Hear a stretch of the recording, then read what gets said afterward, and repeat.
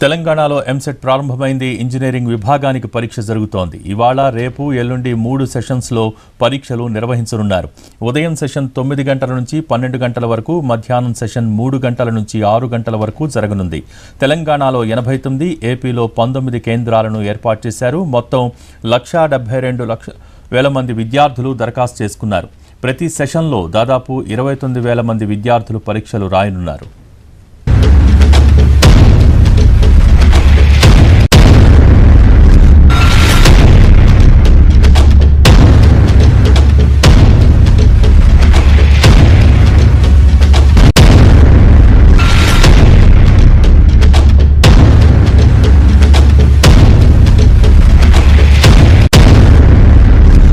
తెలంగాణలో ఎంసెట్ ప్రారంభమైంది. ఇంజనీరింగ్ విభాగానికి పరీక్ష జరుగుతోంది. ఇవాళ, రేపు, ఎల్లుండి 3 సెషన్స్లో పరీక్షలు నిర్వహించనున్నారు.